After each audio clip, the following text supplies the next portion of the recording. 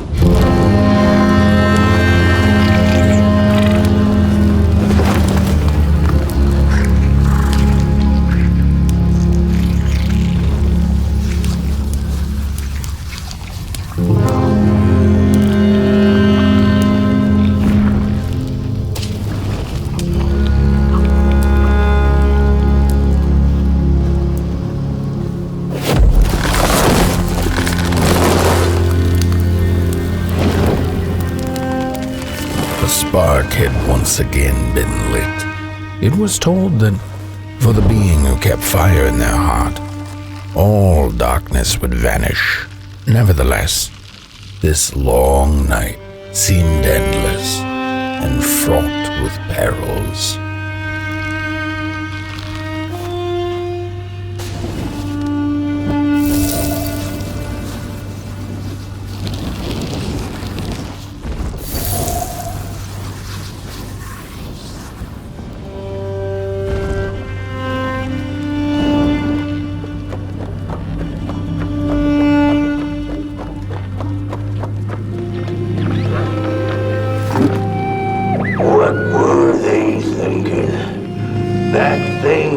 To remain dead. I'm never gonna come out again, no sir, and here it's just me. Lonesome ragdoll with his mask. Alone in that piece. They burned it all away, and for what? Shine a little light on things? I can see just fine in the dark. In the dark I can see everything clear as day. What were they thinking?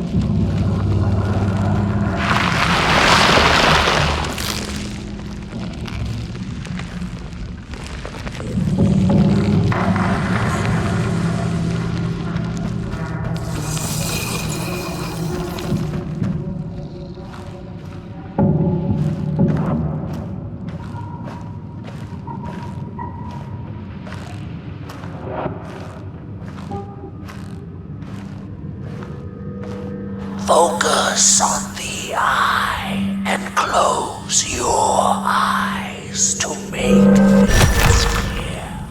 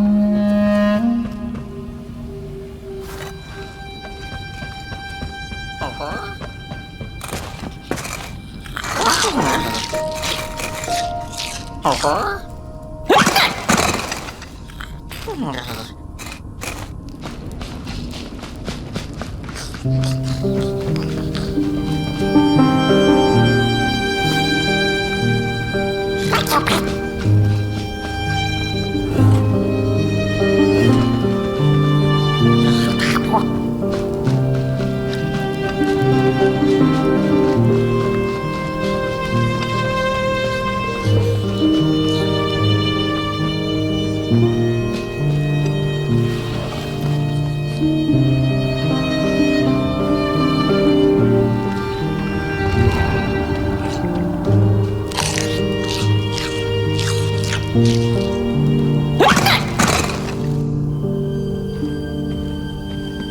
the midst of darkness, lo and behold, a friendship kindled.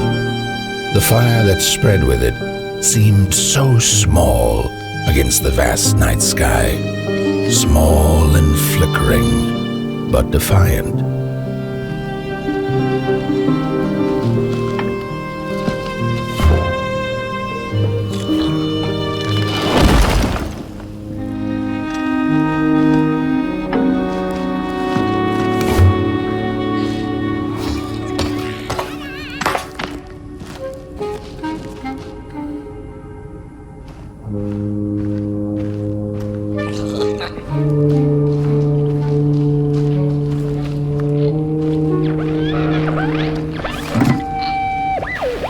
With wire, clay, and fire, the craftsman built the foundations, followed by the trees and the rocks. And after them came little houses for us tiny ones to cower in. For existence was so big, so vast, that without a roof above one's head, one could have fallen straight into the skies.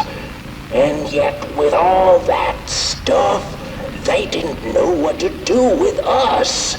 So I reckon that's why they built the Midnight Walk.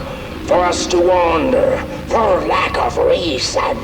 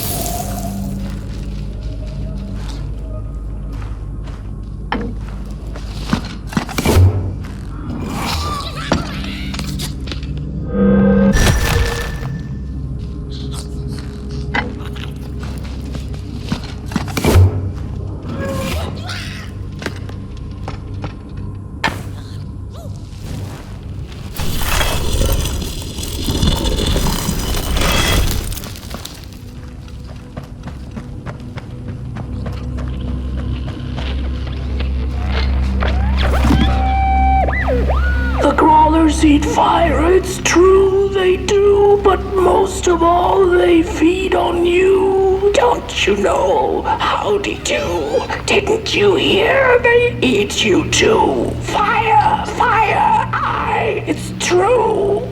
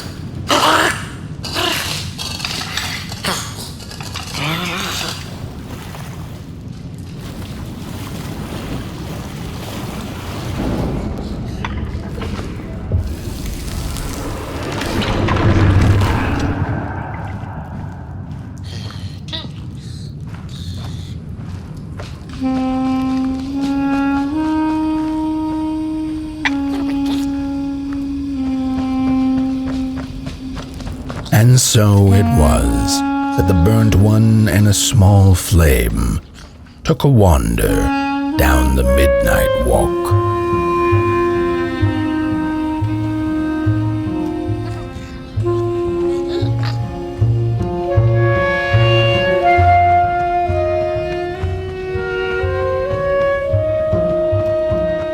In the closing nights of this era, a wandering flame. How rare! A little pot boy. This is already the end. Your pot boy, the last ember of the work table that was. You are destined to carry this torch to Moon Mountain. It is inevitable. We must all partake. Your purpose burnt into clay. Your pot boy must spread his fire. Walk now. Spread your fire. Walk, walk, walk.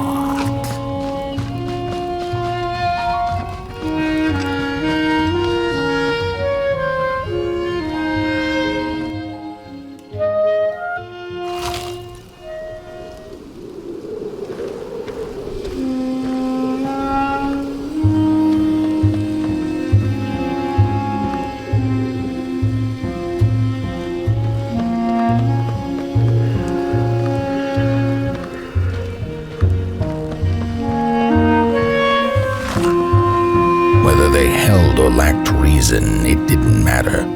When times were dark and winds blew cold, there wasn't much left to do, and it was quite enough to simply put one foot in front of the other.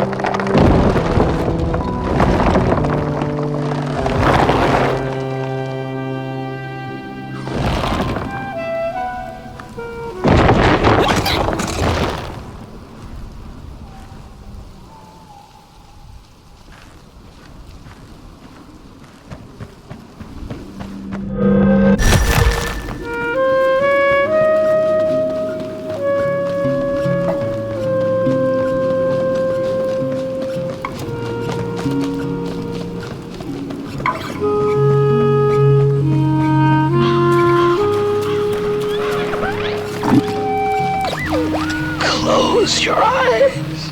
Listen. They sense you. They feel you. It's so beautiful.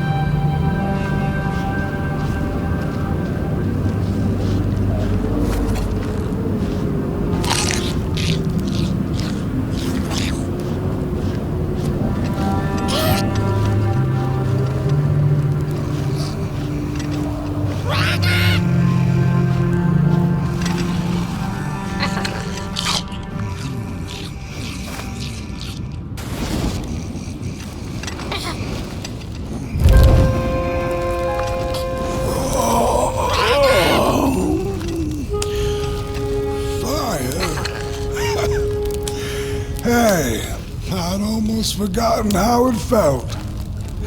And salutations, Burnt One. Fancy meeting one of your kind here.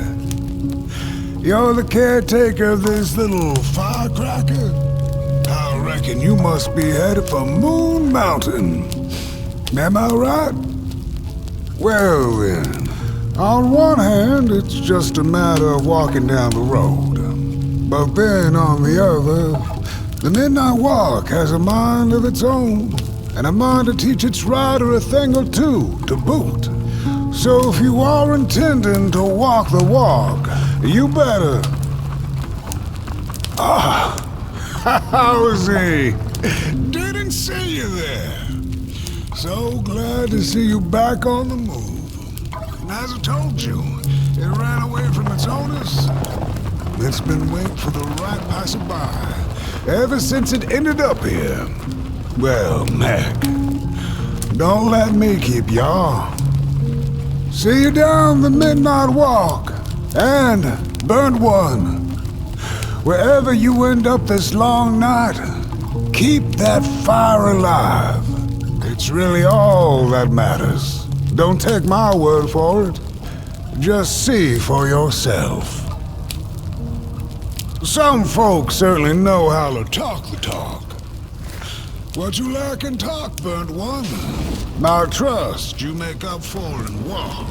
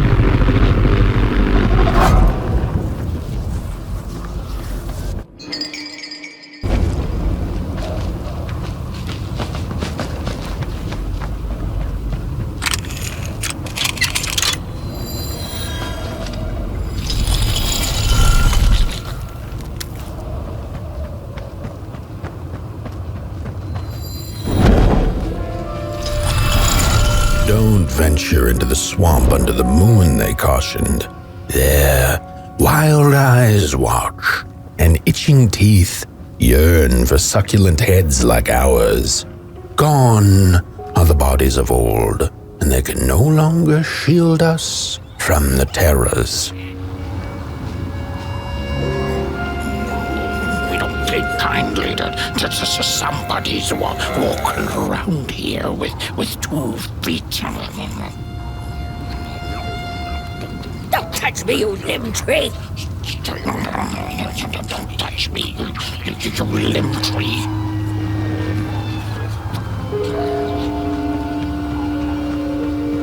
Oh, look at this fancy stick. It's my favorite stick in the whole wide world. It's the best one in my collection. I got no better stick than this stick. Can't believe I found this stick. Oh, it's a keeper. Oh, it's so beautiful. Look at that stick. Oh, sticks. I love sticks. I can't get enough of them. But this one is the best by far. Oh, I love it so much. Oh, I'm gonna keep it forever and ever. It's gonna be on my tombstone. I love this stick. No, my stick! Give it back! No! Oh, my stick! My favorite stick! Oh, you get out of here! Nope.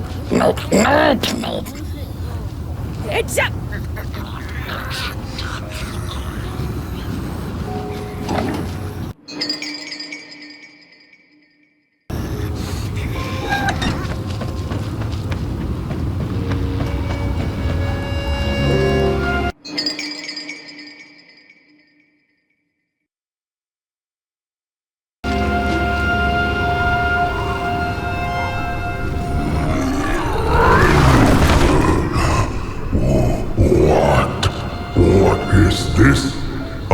Somebody approaches Nobodyville?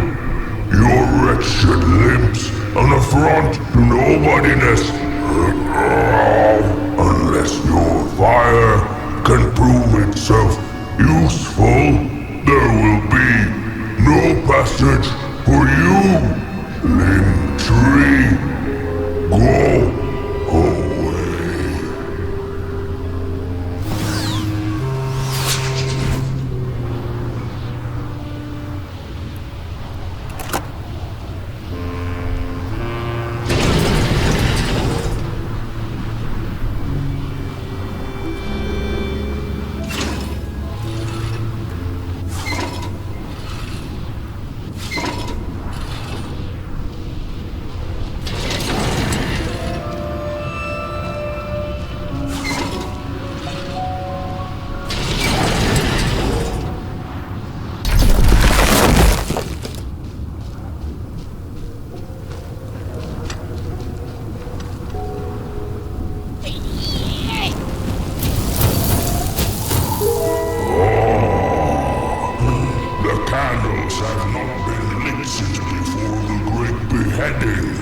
Now fire is back.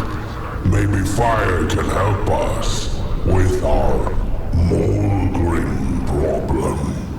The headmaster will decide. Enter, then.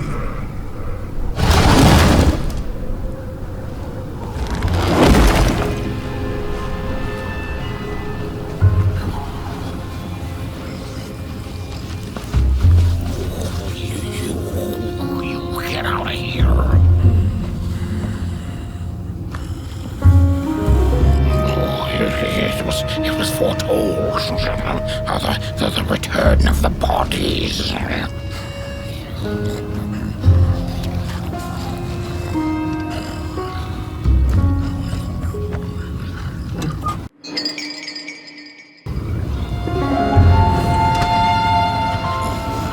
We don't take kindly to somebody arms and legs. So uncivilized. Oh, look at those 2 arms swinging around. Disgusting.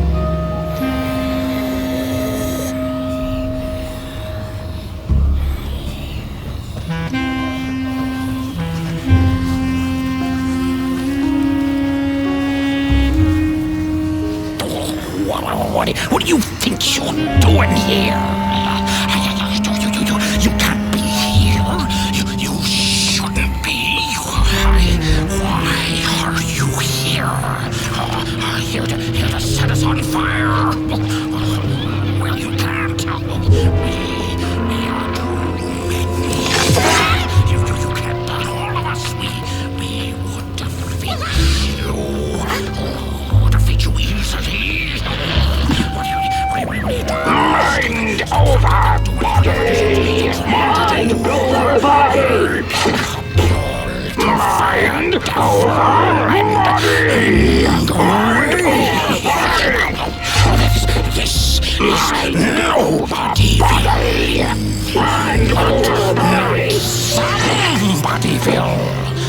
Does this look like a place for bodies to you? No, you...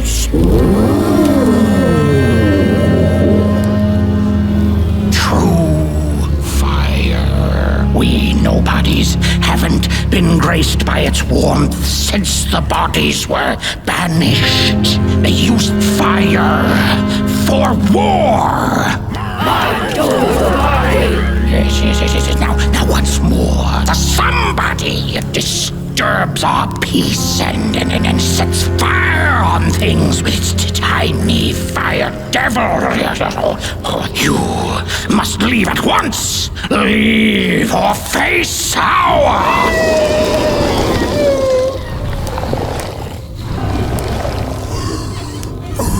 It's the Molgrim!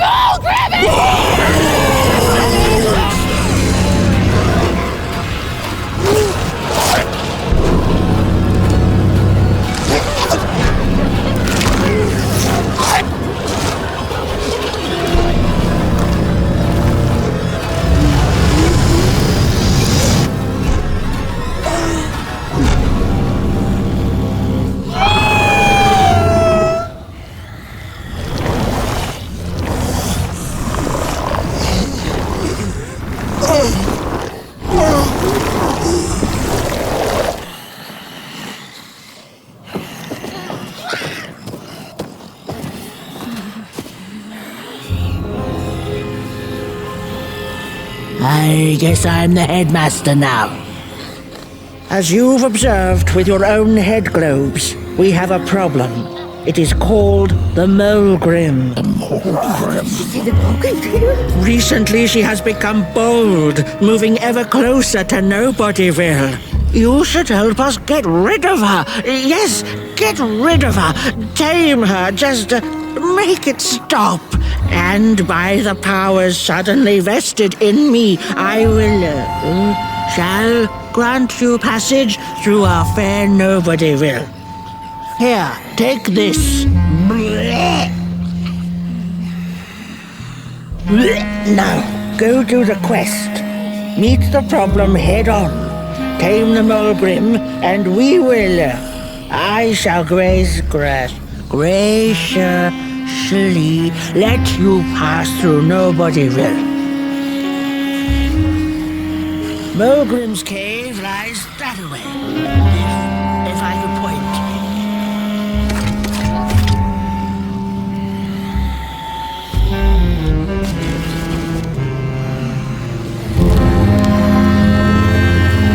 You have a good head on your shoulders. If you ever need help relieving it of your body, you know where to find us. Good luck now, with the quest at all. Still here? I thought those fancy stilts of yours could take you places fast. Molgrim's cave lies that way, if I could point.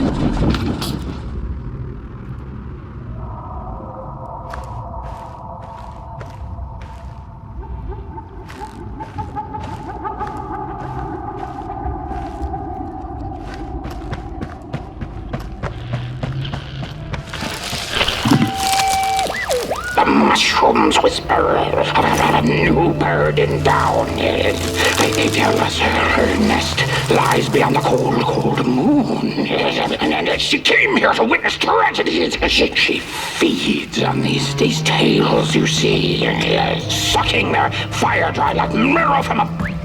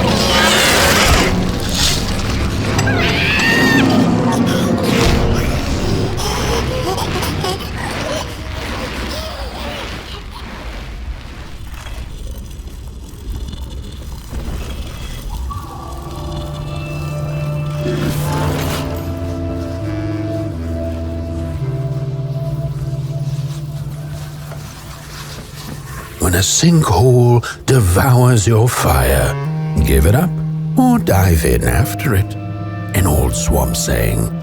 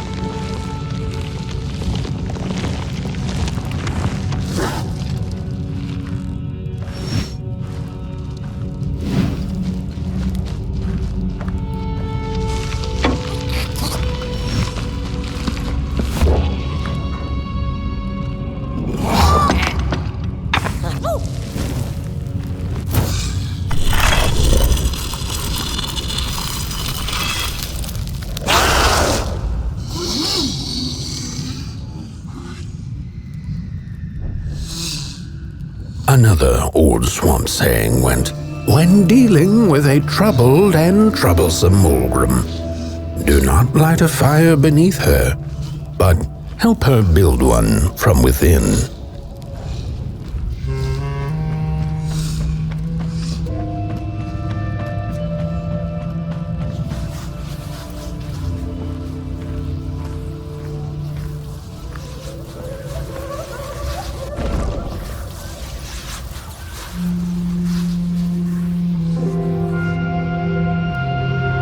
Oh, my neck hearkens the anguished howls of the Molgrim, and the bitter patter of feet. A somebody and its flame, albeit a small one. 'Tis enough, perhaps. The Molgrim's precious shards, they must be returned to her lair, to her cauldron. Only then may the cleansing fire burn.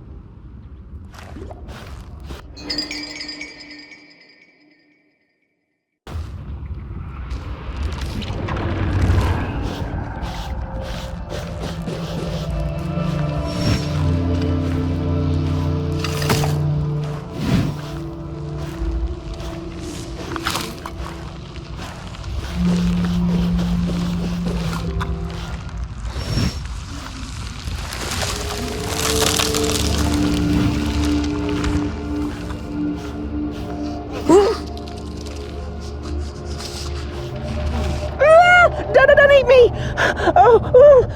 Well, if you're not gonna gobble me up, then can you maybe take me away from here?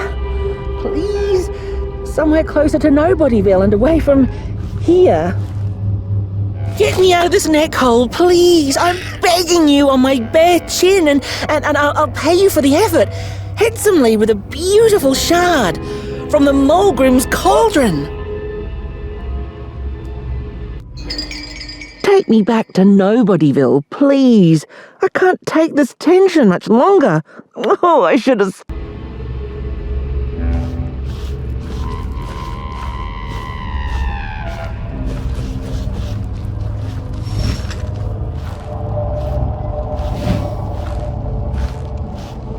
She's here!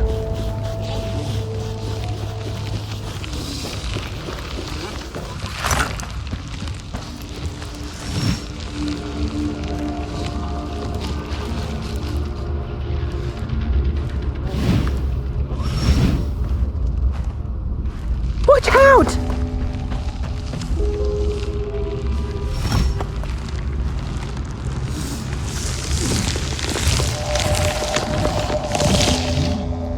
Look out!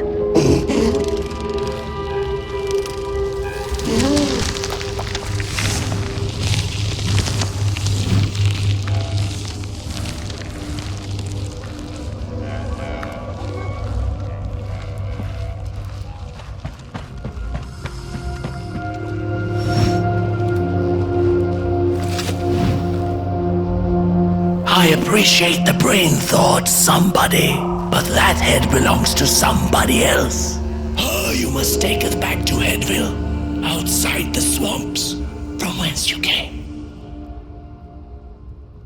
Phew, thanks for saving my neck. And I think I have a reward for you. A real treasure. Blech.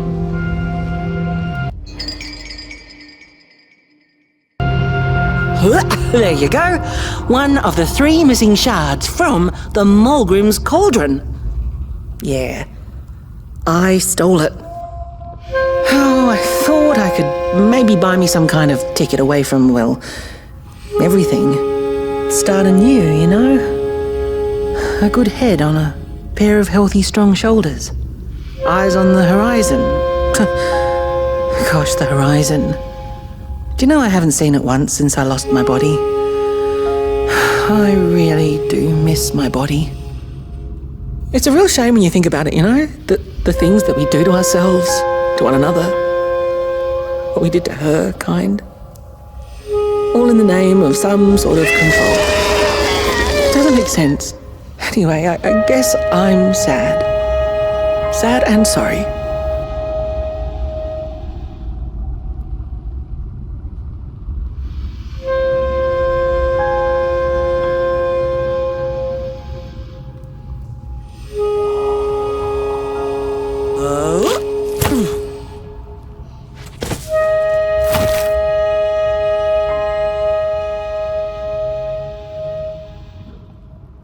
Hey, thanks. You're a great listener. You know that? Just take care of that shard now. Maybe put it back where it belongs and... yeah. Goodbye. The ragdoll's whisper of one shard kept by the dark itself. Another was stolen by the greedy moonbird. It's easy to lose one's head when everything you love is either gone, broken, or dead. Yet another forgotten swamp saying.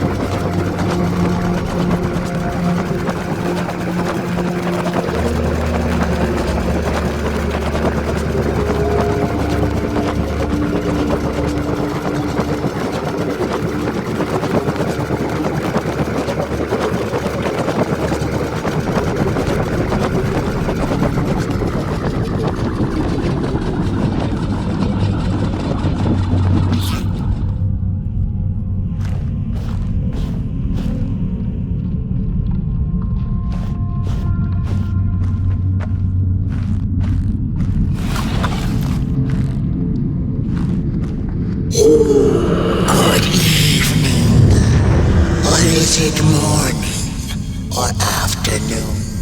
Hard to tell without a sun, isn't it? No, it is most certainly night, or moonbirds hooting wouldn't make sense at all. Speaking of sense, will you help an old bird find some in this story? Fire up these dusty murals in the right order, and you will receive a present, a little gift, yes. Bring fire to the story.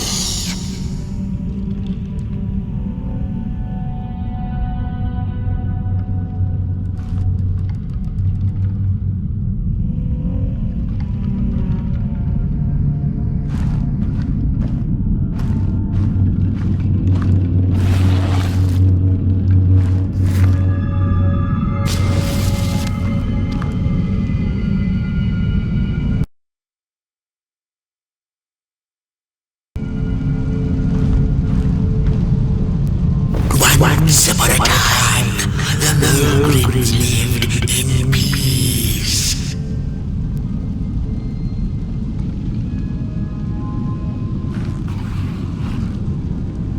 The battle ended with a great, gruesome beheading. And as the heads roll, the time of the Molgrim begins anew. Peace ended when the violent somebodies invaded the valley.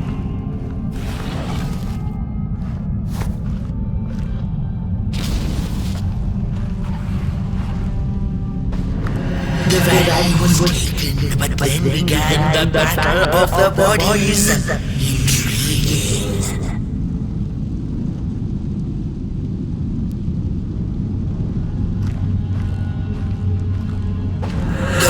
Ended with a great, gruesome beheading.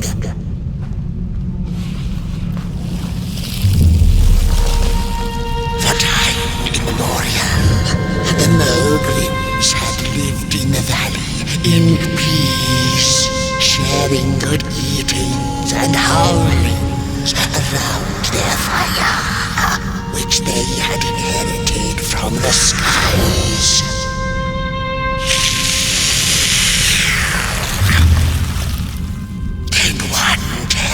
Night came the violent somebodies.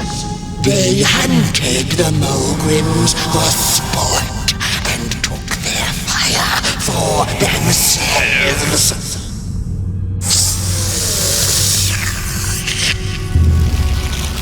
But the somebodies knew not what they were dealing with, for as soon as they held the fire in their grubby hands, they began to fight one another with it.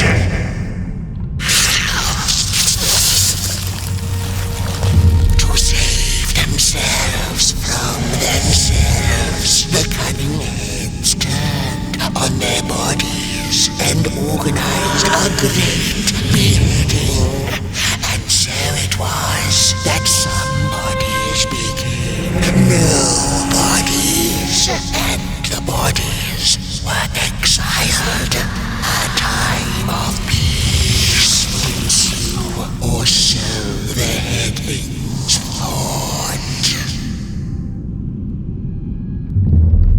The last living Molgrim had been biding her time, and saw now an opportunity to return and take bloody vengeance upon the heads, who were now left defenseless without their bodies.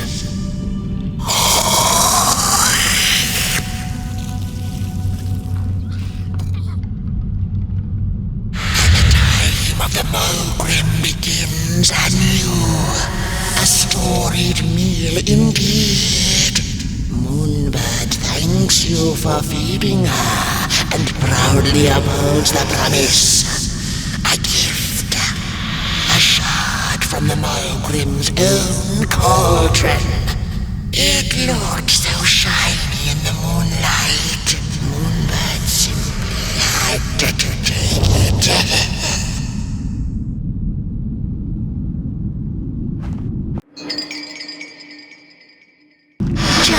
For now, she'll see you in the light.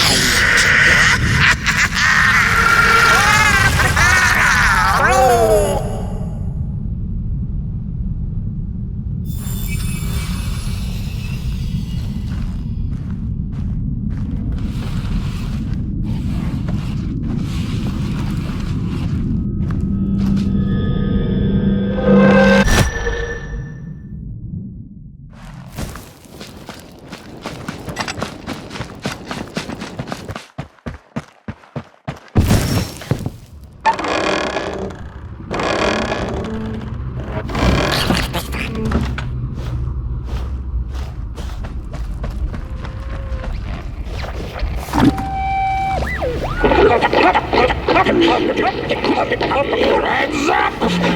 Ready! Break with your boots! Take with your hand! Full of fire! The fire is ours! Take the shards! Take the fire!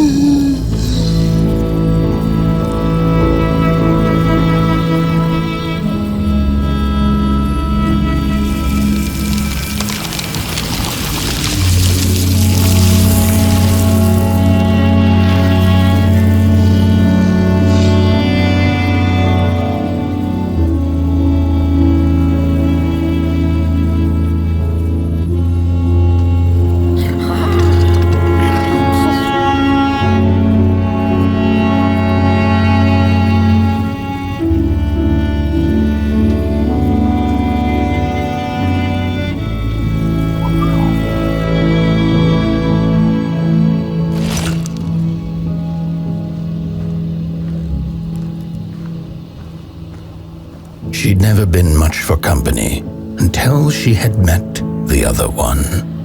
He had shimmering scales, an appetite for life, and carried a faint scent of rotting leaves she found irresistible. Oh, how they used to laugh at the distant stars, bitterly, together.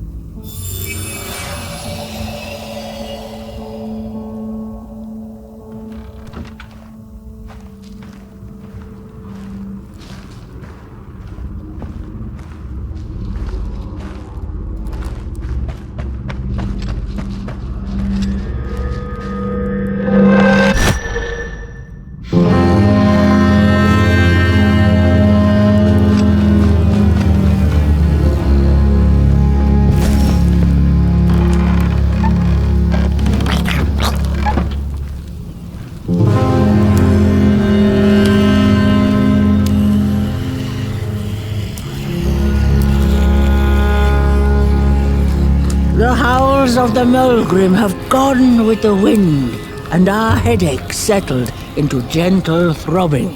Thank you, somebody, for you have not only graciously saved our necks, but also demonstrated the value of brain mass and heart blob working together. Could it be time for the bodies to return? We must convene on this matter, and you and your wandering flame must now leave through our gates and keep on walking the midnight walk to Moon Mountain.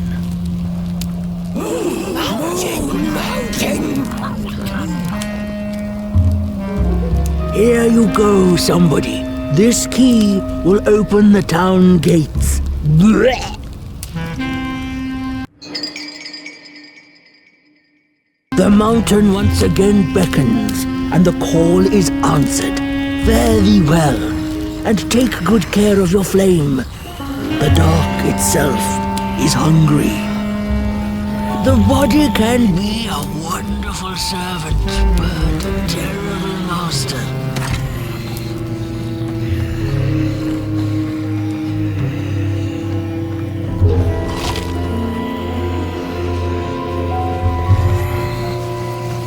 I think this body business will be good for us heads in the long run.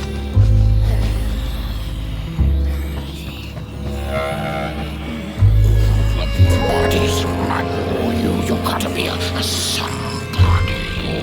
Before you can become a nobody. And then be a somebody again. The parties, it might be returning.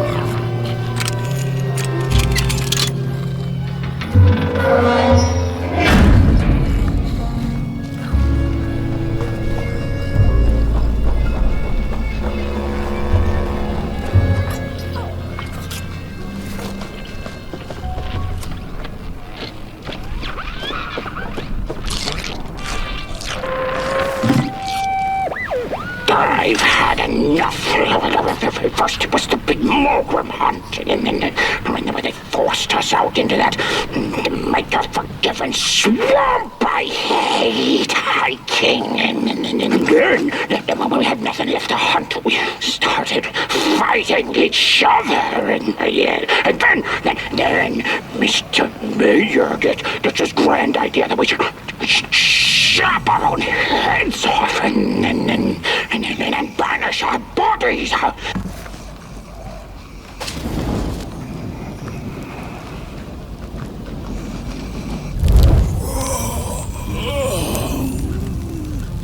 Oh, back from the little swamp detour, huh? Hope the heads didn't give you too much trouble. At least your head looks attached to its shoulders and your friend's is, well, burning. So do not despair. Should you once again lose your way along the midnight walk, you're probably meant to.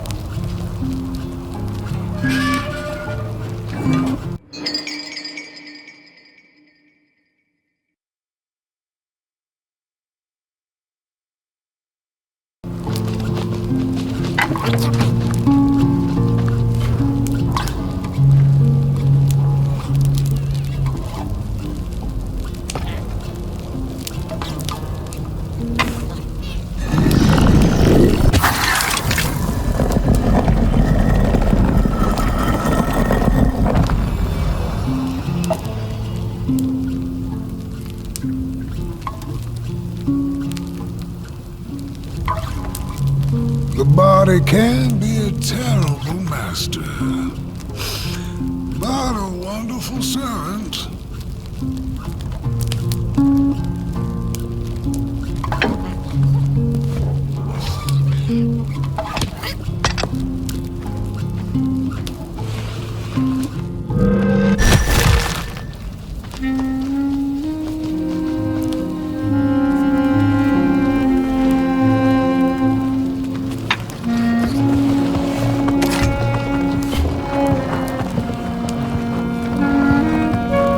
Protect the spark. Find its home, won't you? see down the road. I guess you gotta lose your head before you find it. Before you can. There's nothing there. I gotta workshop this one some more.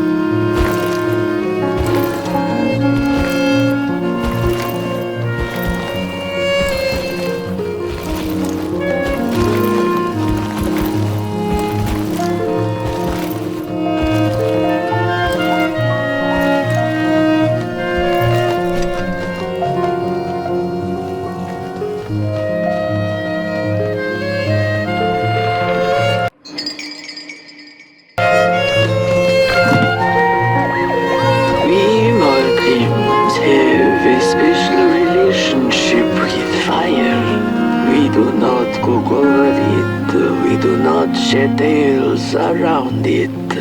We care not for its warmth. Ours is a different connection entirely.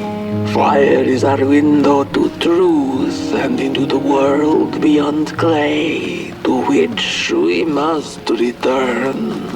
We are noble beings, bringers of bugs, slime, and mushrooms to help decompose the old and to bring about the new. We are the caretakers of this world, and woe be to those who seek to end us, for they seek to end.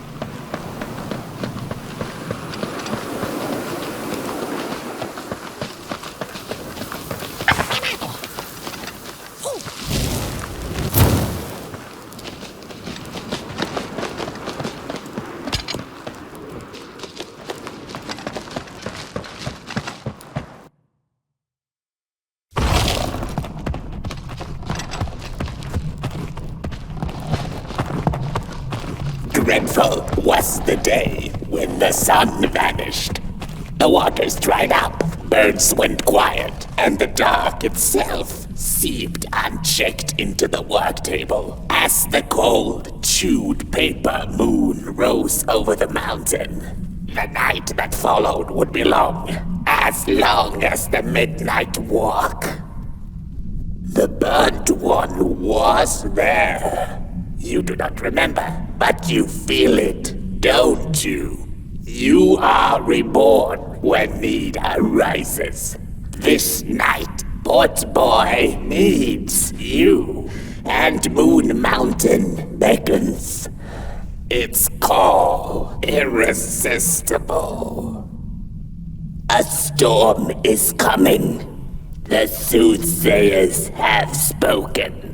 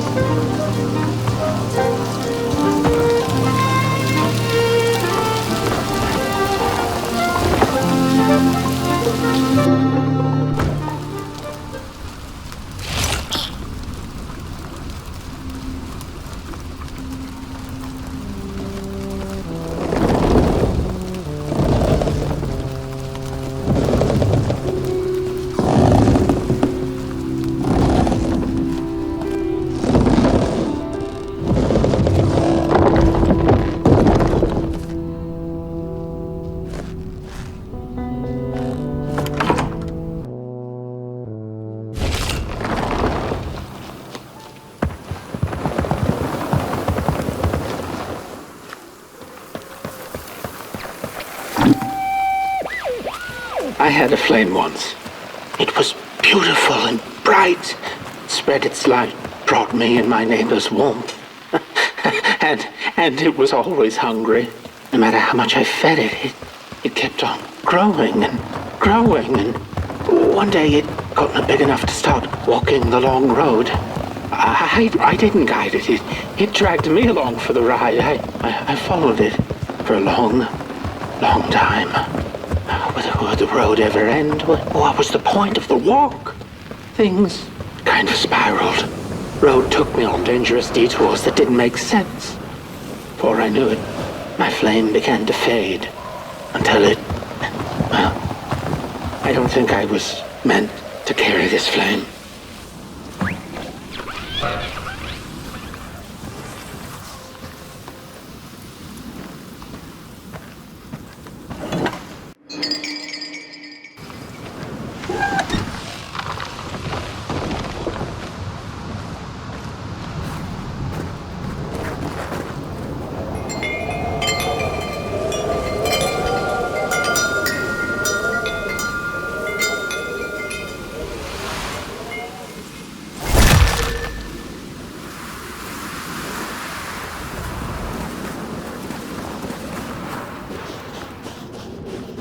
There once was a freezing cat who was looking for shelter when she came across a dark cave.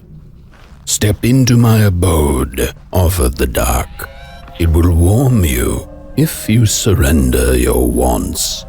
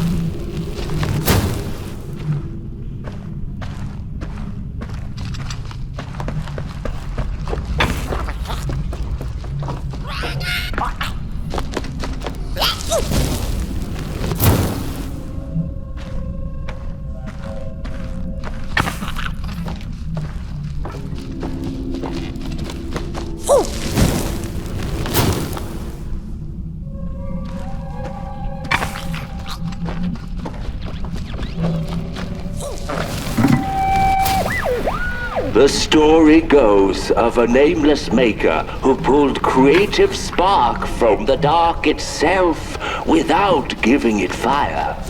With his dark source, he managed to create swaths of land in no time. The dark itself waited for a gift of fire, but the maker just kept on taking. Too busy building his crooked fences and watchtowers, kept his fire locked away in his chest. One day, he decided to create the first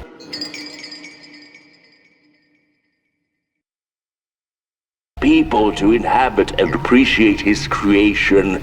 It was then that the dark corrupted the Maker's clay, guided his greedy hands into creating not people, but the first of the fire-eating crawlers. And they crawled into this world absolutely starving.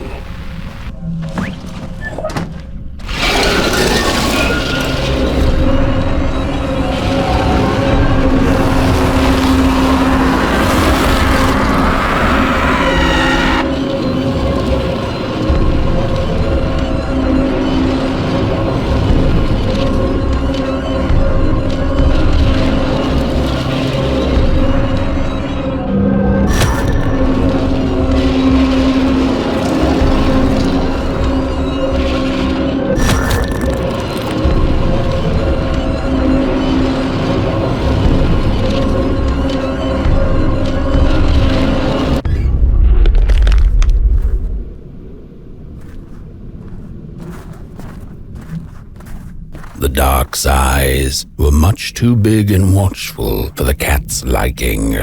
She went on to find warmth somewhere else.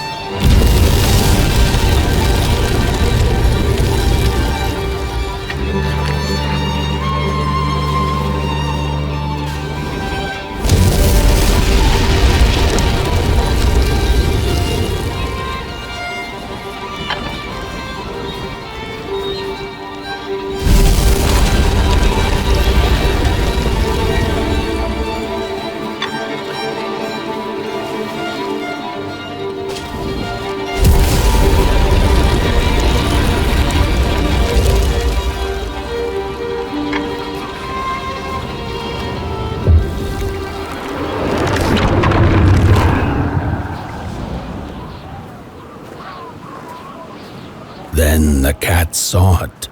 Rooftops piercing the sky. Approaching the town, she was greeted by a crone. "Come, kitty, kitty, you must be tired. Sit in my lap. Share your soft fur, and I shall warm you for a spell."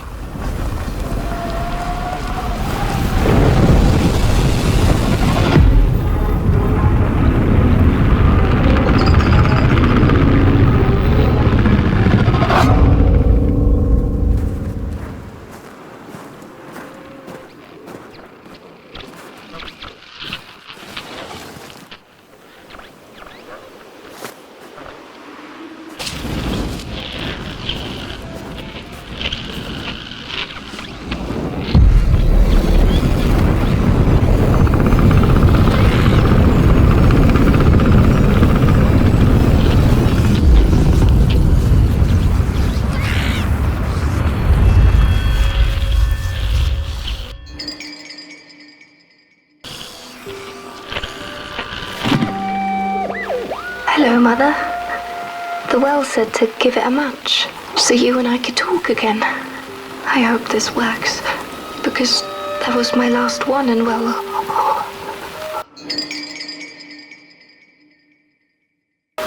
It's cold now, but it doesn't matter.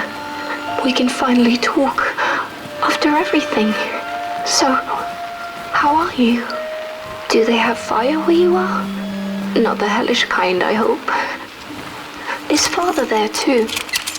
I think you should talk to him again. I know it doesn't seem like it, but I know he loves you still. I love you. Still. I can't feel my hands. I can't feel anything.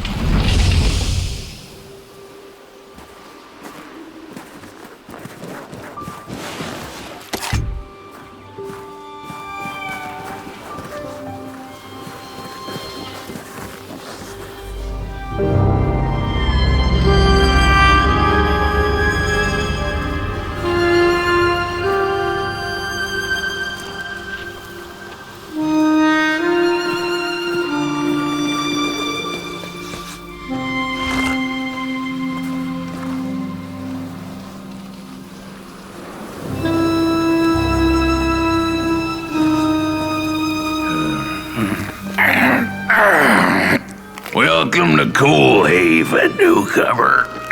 Good to see a flame in these parts again. I'll be your guide tonight. This furnace here used to run on coal and fire, don't you know? But a thief stole all our matches and wasted them in greed, you see.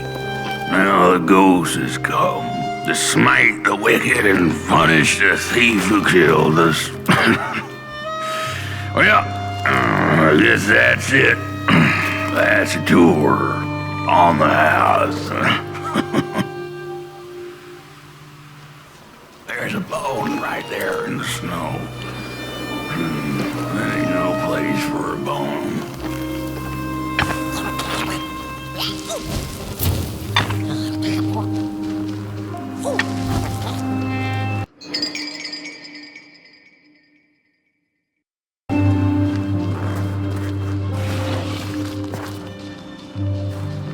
Your flame could bring back warmth to our graves, and may the worms in our bellies dance again.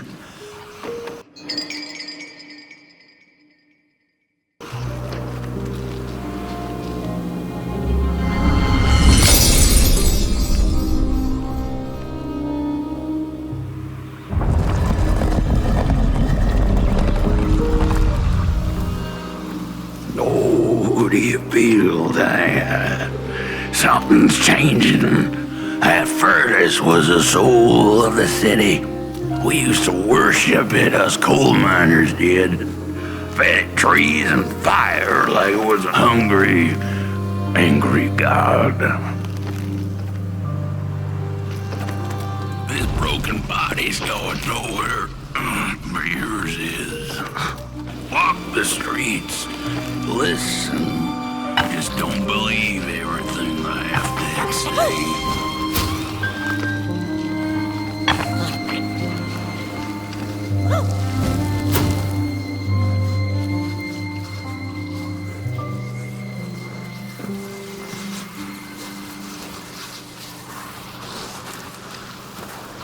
The cat didn't like the crone's crude pettings. Her hands tugged at her fur. "Now, rest still," the crone said as she pulled out a crooked knife. The cat was quick and escaped just in time. How could this happen? Whoever did this? Oh, the flame warms the righteous, but the wicked who love destruction, the flame burns with a passion. How will we warm the furnace? Feed the thief to the furnace! Feed the thief to the furnace! Coalhaven is doomed! On the wicked the flame shall rain fiery coals and burning sulfur. A scorching wind shall be their lot. Come forth, thief, and confess your hideous crime!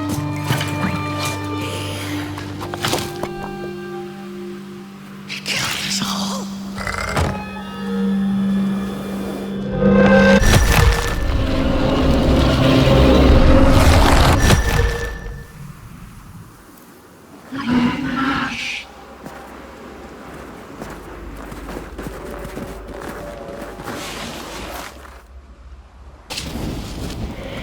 Listen for the bone.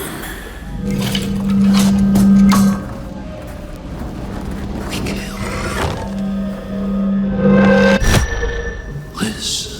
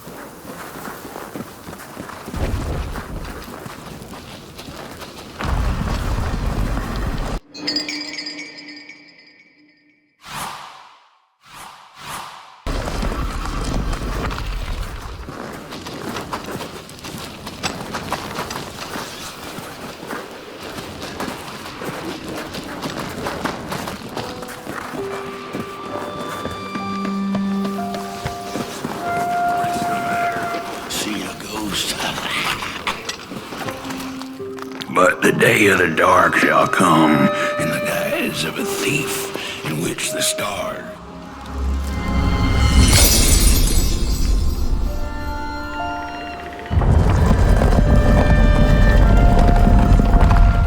The thief loved the stars. Would have plucked them out of the sky if it were possible.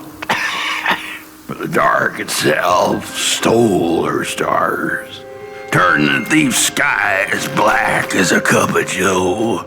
And so the thief began to steal matches and lit them, hundreds of them, like little stars of her own.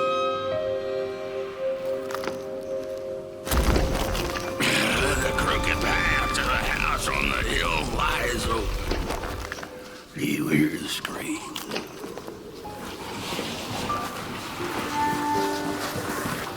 Wherever she sought warmth, it had a price. The miners needed the cat to get rid of the rats, and the vicar wanted her protection from bad luck. Bony hands reached out from all around her, trying to grab her.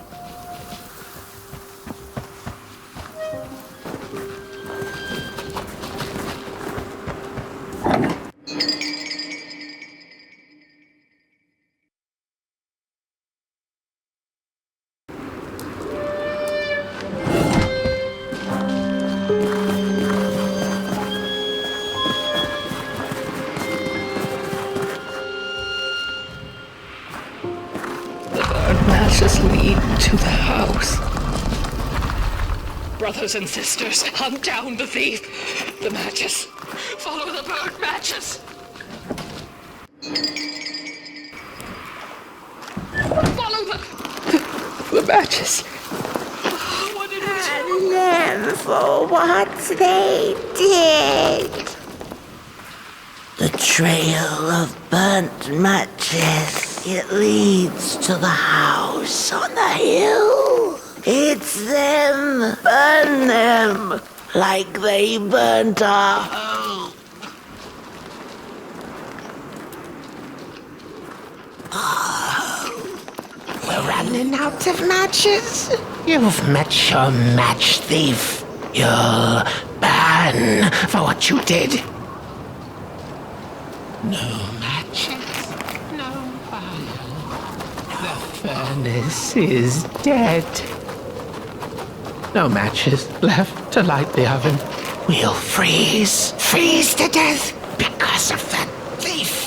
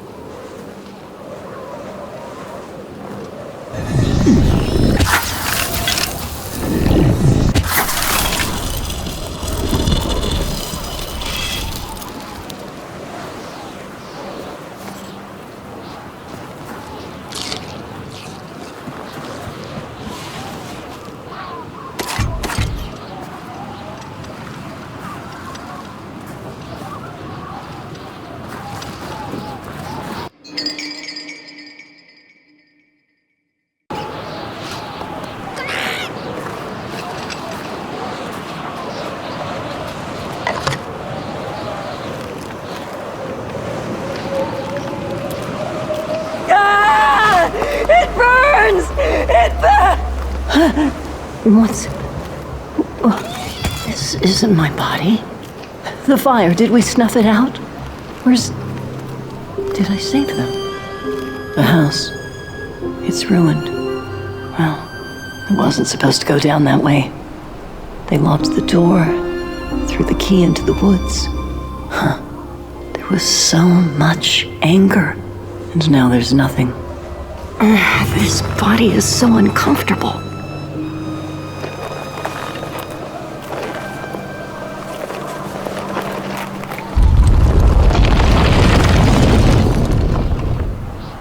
While I was in the black, I had a dream. There was a monster in the woods, with our door key dangling from its tail. I ran, tried to chase it, grab the key, and when I did, the creature turned around, and its face, it was the face of this whole town. The key, I have to find the key. In the woods, where the wild things rest. The key, I have to find the key. In the woods, where the wild things rest.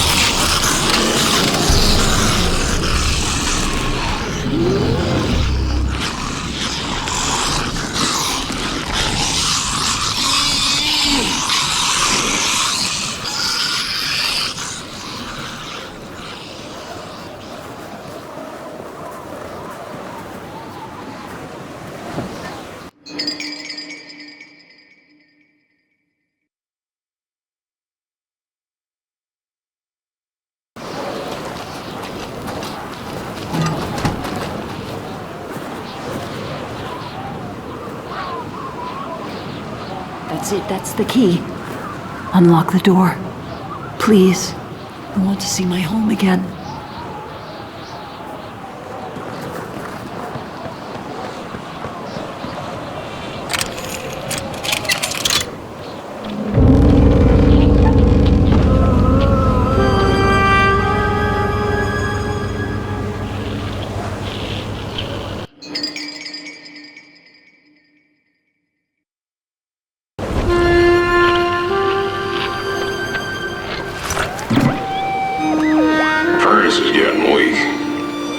council says we're running out of matches. We'll have to harvest more trees then. I don't like it. Losing the forest. The cat felt as if the walls around her were growing taller, the alleyways narrowing. Turning a corner, she bumped into a girl sitting in the snow. In her bony little hands, a lit match. "What do you think of my star?" the girl asked. "Isn't it pretty?"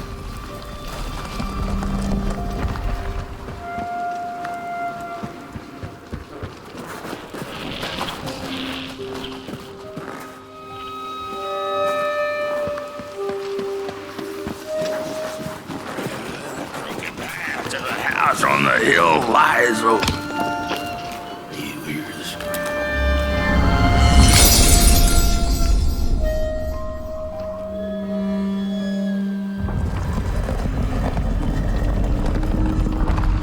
With no matches left, we couldn't light the furnace, and the thief paid a terrible price for her burning greed. As the furnace died, one by one, so did we. But before we perished, the dark itself moved into our hollow husk, turning us cold and wicked. If I had a heart, I'd feel great shame for what we did. I'd feel great shame for what we did. The old man feels it too.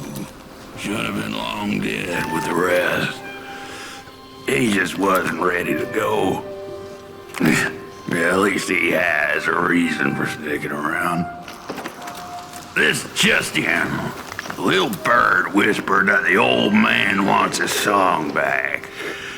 Now what the heck does that mean? Am I right?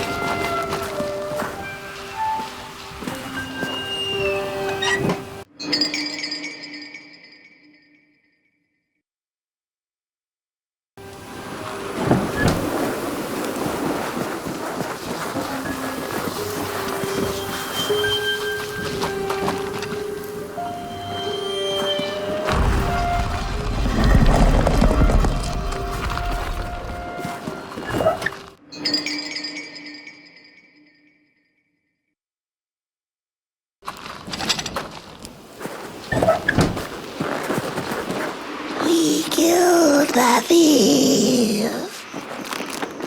She killed the furnace, so he killed her. Murderers all.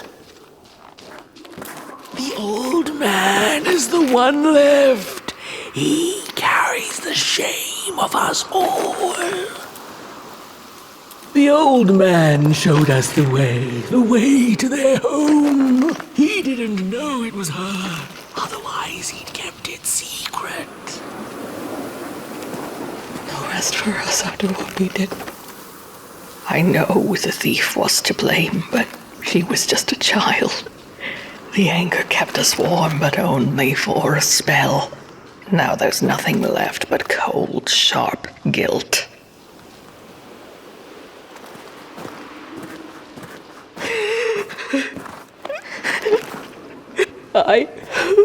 What have I done? What did we do? I thought we'd just punish her. She was miserable and found comfort in fire.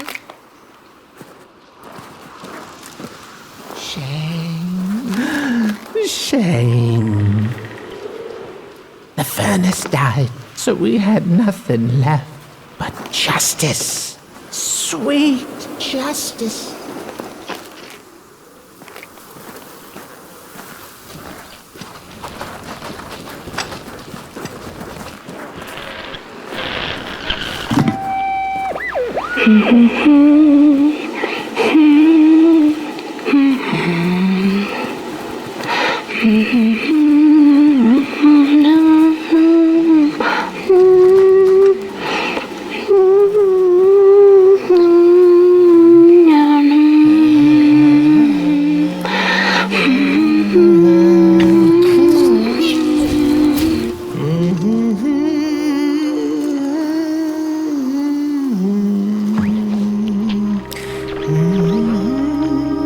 Oh, that voice.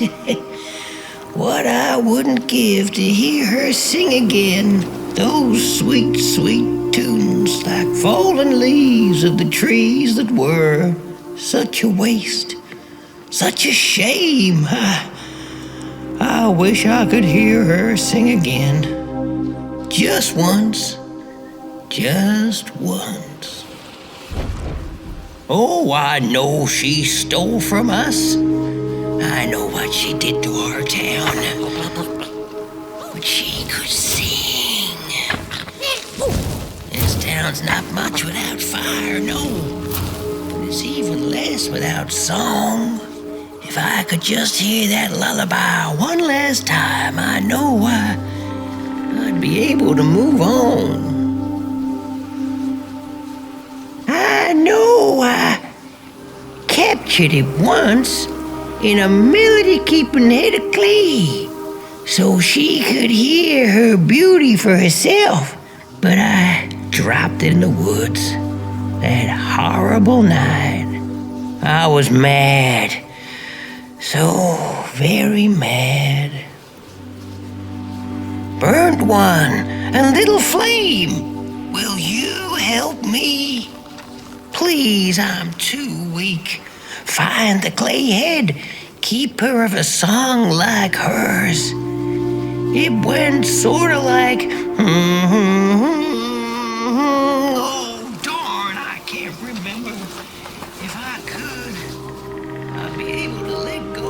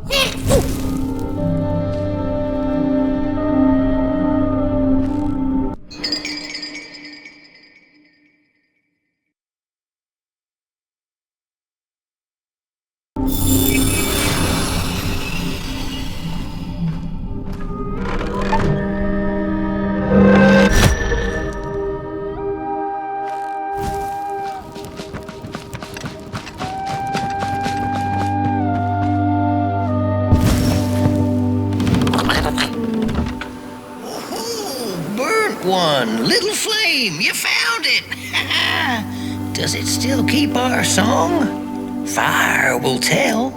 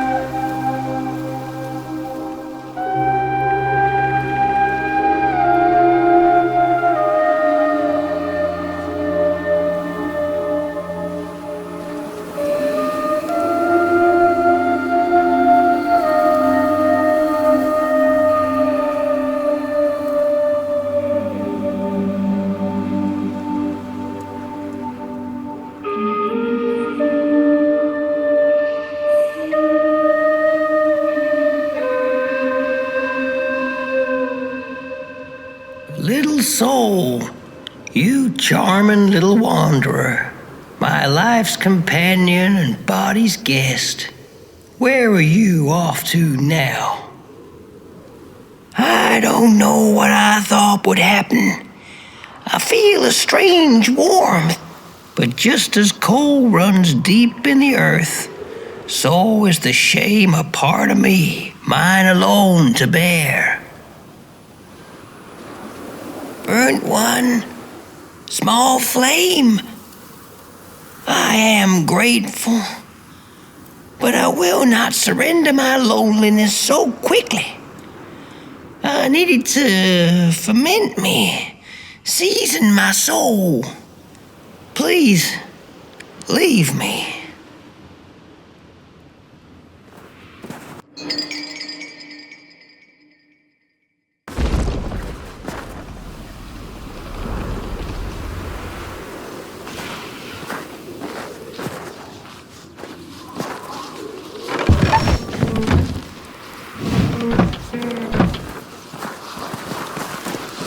The girl offered her burning match, her last star, but the cat could tell she needed it all for herself.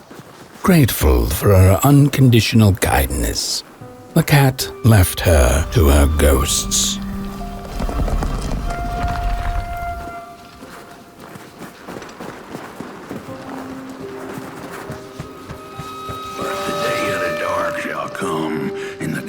Of a thief, in which the stars shall quietly pass away.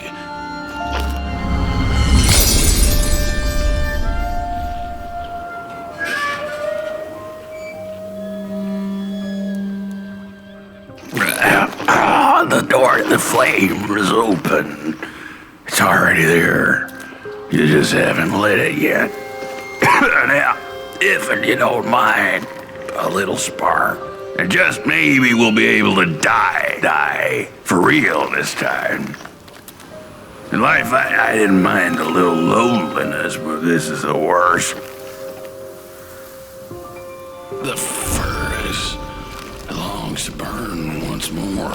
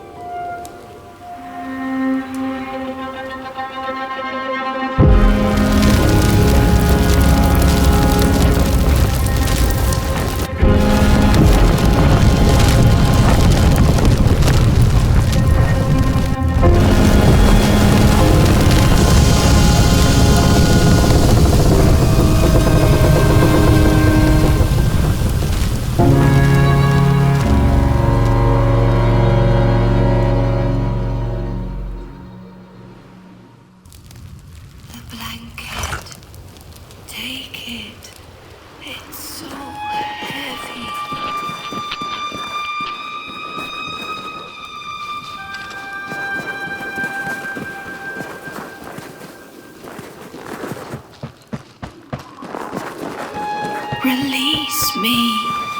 Remove the shroud. Light the match. The match. Light it. Please. One last star.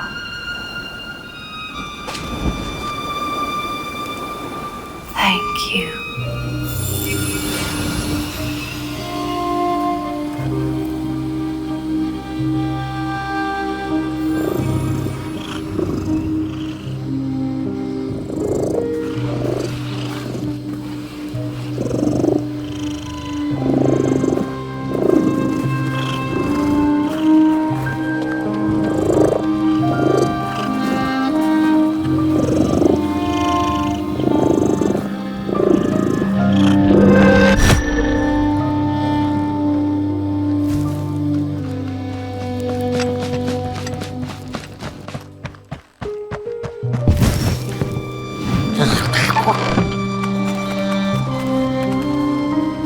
The cat finally settled in front of a giant burning furnace. In its bright flames, she could glimpse a dark future. This did not matter to her, for now she was eternally warm and at peace.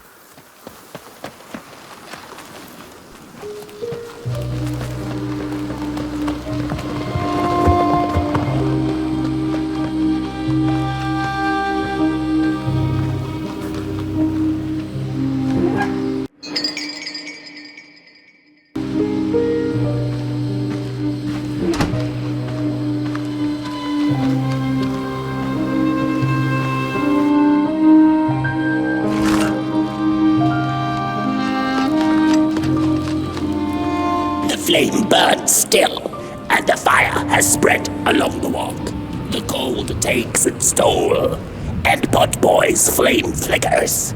But it is still enough for the climb to Moon Mountain, to light the final fire. The road always leads to Moon Mountain.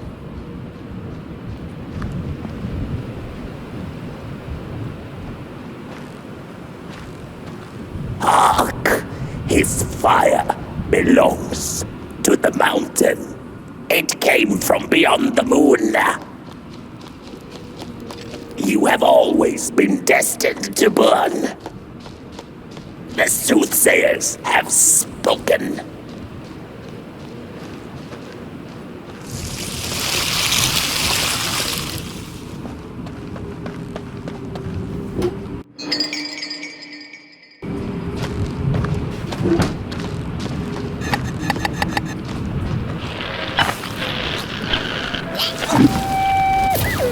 There's a fella who watches over the midnight walk, pointy hat and hollow gaze. He's been around longer than you or I. Some say he was one of the first sculptures to have breath. Some say he's not from around here, but from another maker's work table entirely. Some say he's seen what lies beyond Moon Mountain, but I just think he's lost like the rest of us, and he's waiting for the right one to come along, waiting for something that'll give him that eureka for his song. He keeps his banjo by his side, but he never plays it. Strange, but he's in no hurry. He's got all the time in the world.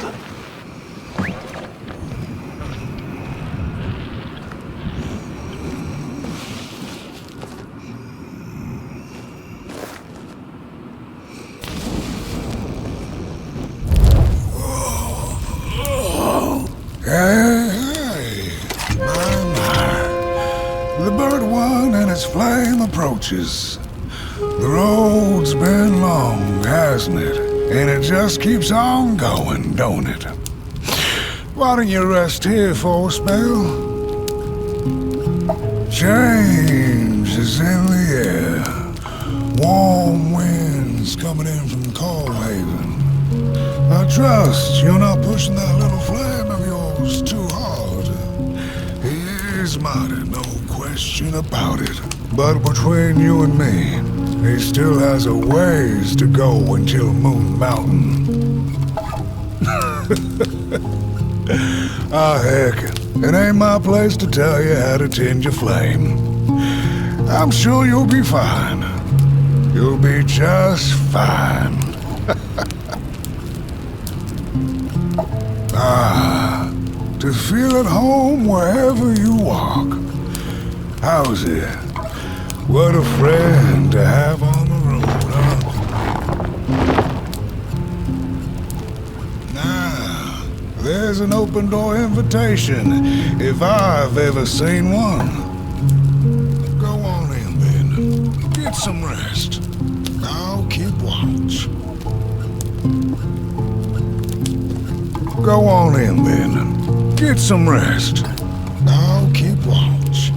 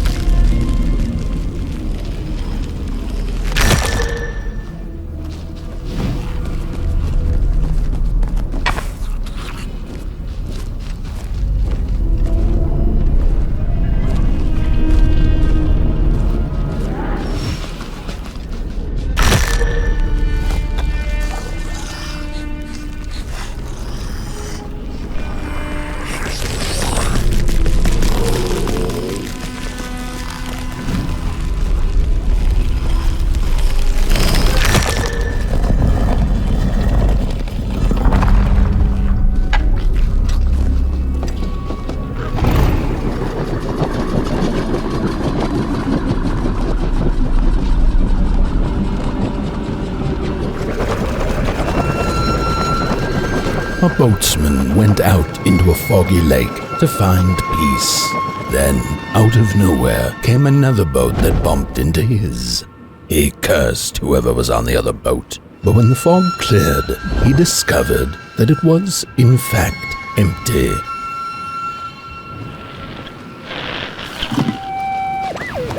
These sarcophagi are molds, rebirthing the bodies of the burnt one. Failure after failure, they keep coming back. They lie dormant, and then they awake at an appropriate time.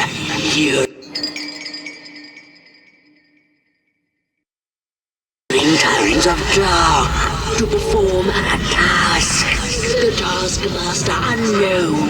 Doom spelled on the flip side of a coin. Little dolls in a dollhouse made of matches.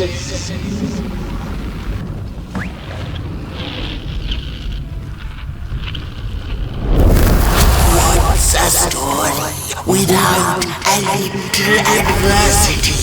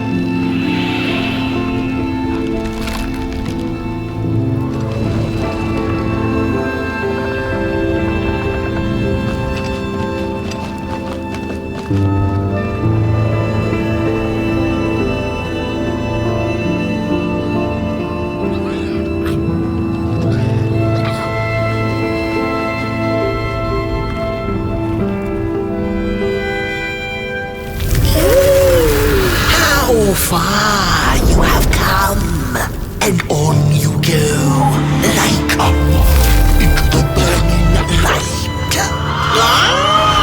But behold, a craftsman, one of the first beings ever to wander the clay.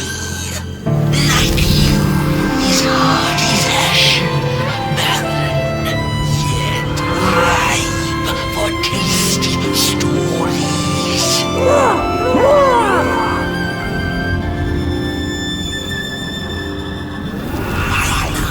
You must have learned there can be no tale without spark. No path. Light the fuse. It will guide the burnt one, and mayhap feed Moonbird. Symbiosis most reasonable, don't you agree?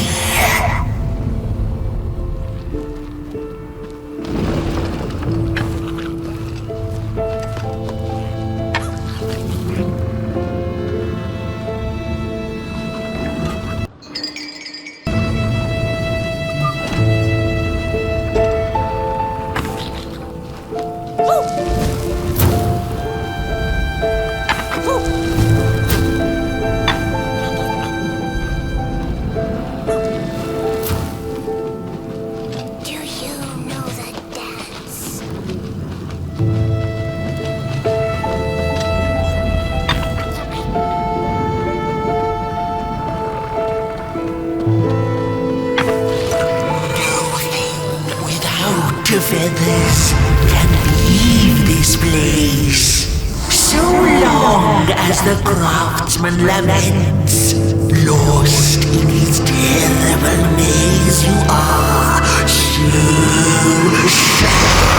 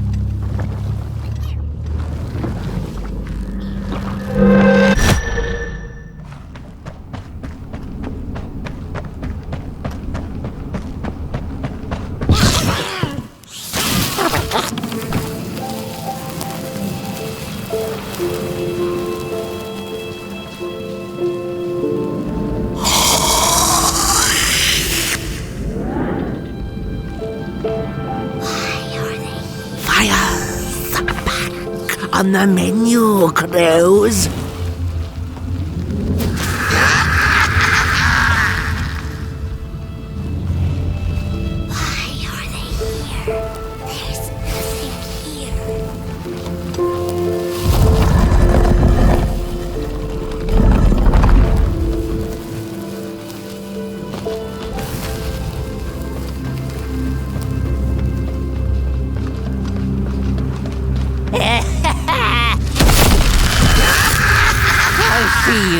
Not to crawl closer, Moonbird.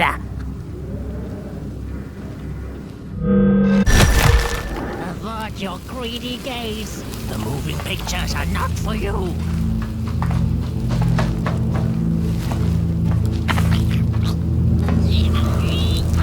What are you tinkering with?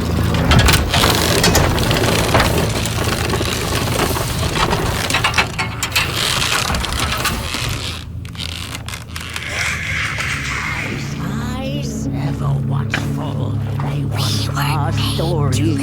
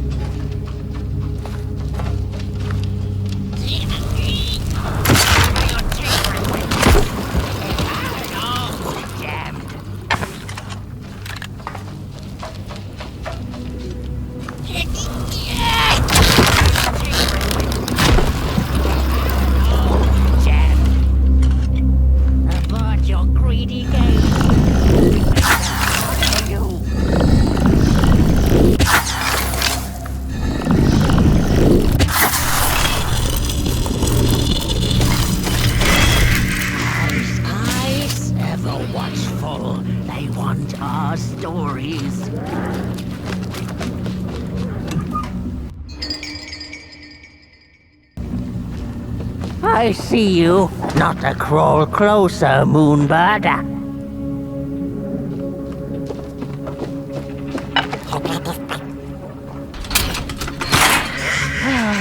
The pictures. They're moving again.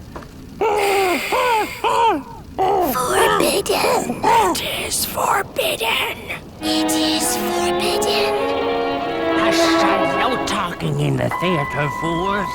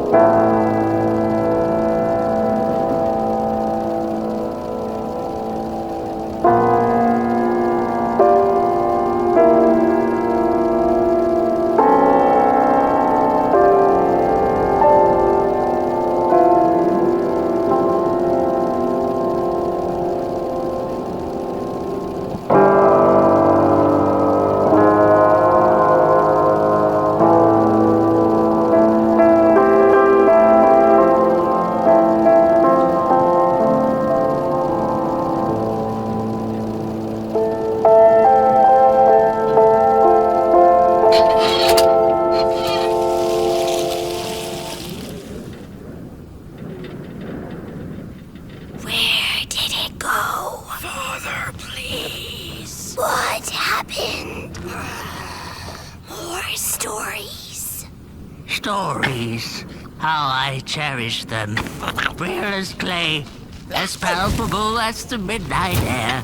All we have left once the dark has taken the last campfire from us. The projectors tell a story of failure. The craftsman projects it onto his creations. He keeps building without love for his craft. He needs to see it.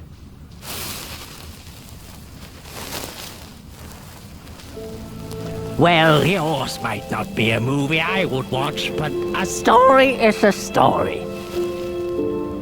There's a special kind of dark pit reserved for those who talk in theaters. Go with your lantern, fire up the forbidden projectors.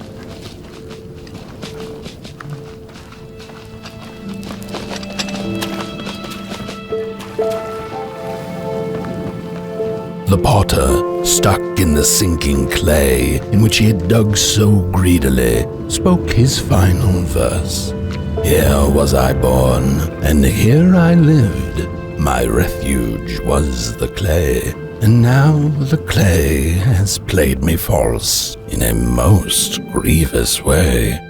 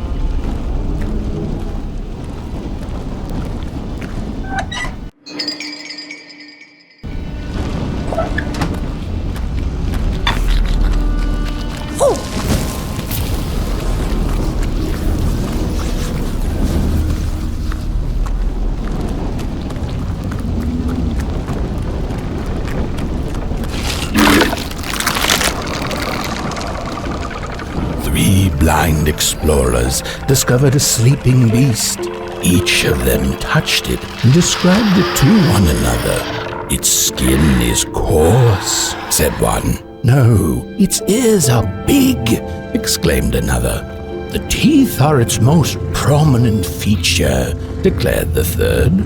Who was right or wrong mattered little, as the beast awoke and ate them all.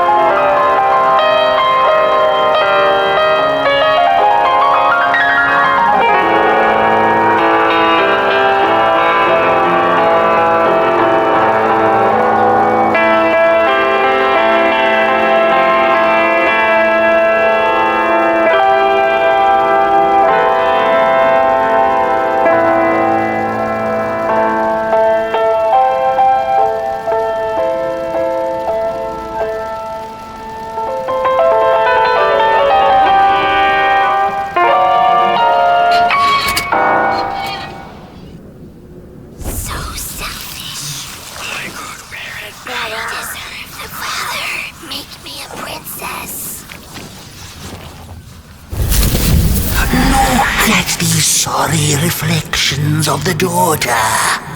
None of them will ever dance, ever feel the warmth of their maker's heart. They can never be enough.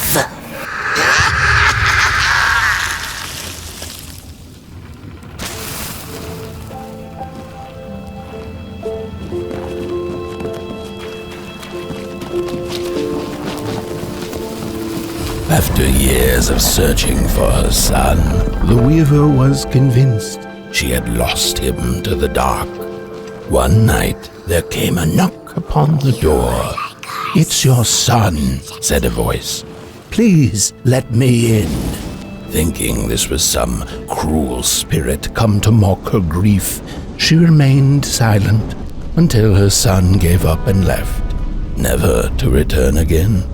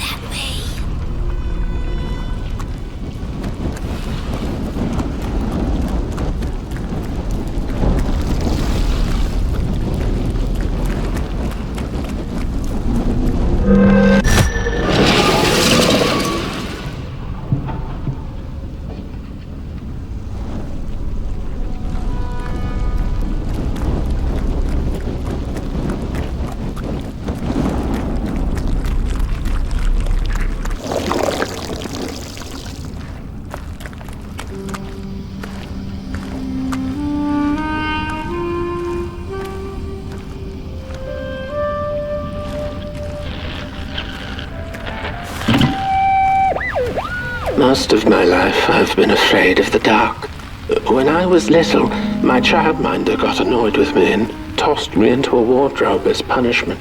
She let me sit there, alone, and I sat perfectly still so that no closet monsters would notice me.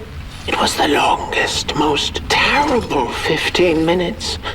Many years later, I don't know what happened, but now I love sitting alone in the dark. I get into the wardrobe, close the doors, and I sit perfectly still. It's like a void, empty, but not cold, where nothing exists and everything is possible.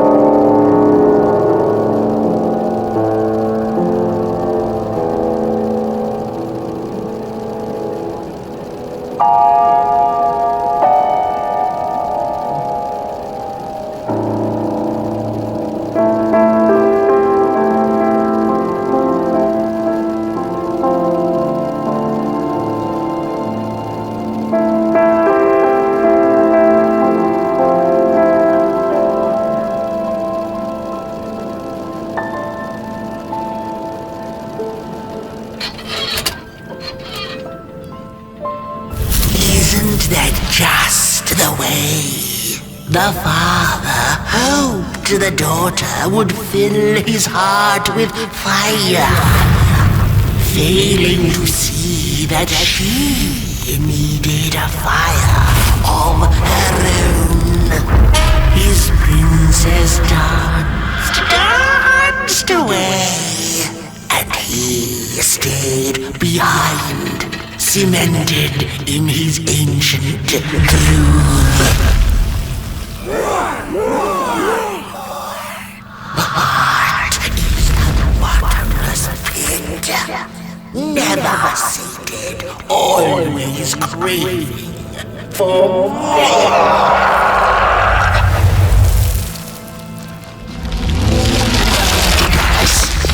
Enough! Keep on walking the midnight walking. Don't run all the way to your infernal doom. She will be there to gobble up the embers.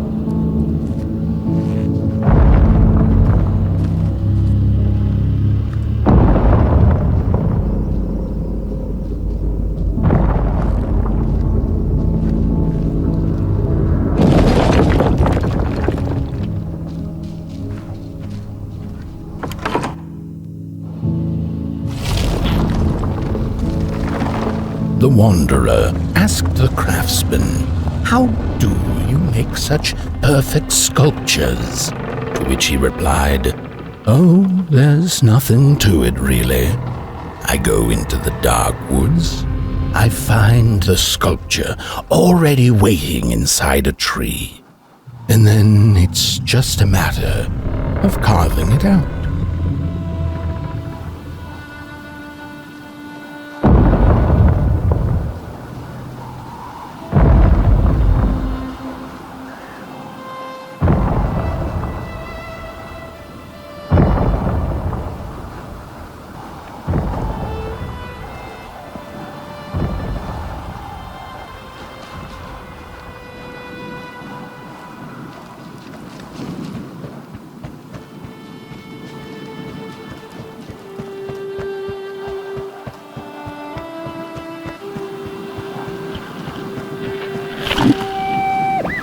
When I was a child, I exchanged letters with a monster in the woods. We were best pals, and we shared all our secrets with each other.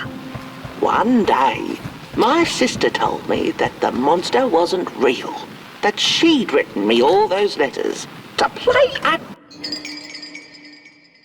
joke on me. But the joke's on her, because I knew the truth about the monster in the woods. And we exchange letters to this day.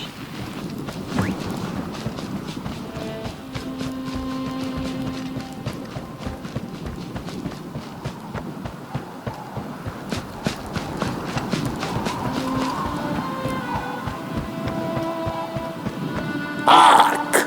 Not very far now. Not very far. The flame longs to be free. Caged, it cannot truly burn. How beautiful, how tantalizing. It is simply the way of fire. It is what it is. It is what it is. You must release it at the summit. The soothsayers have spoken.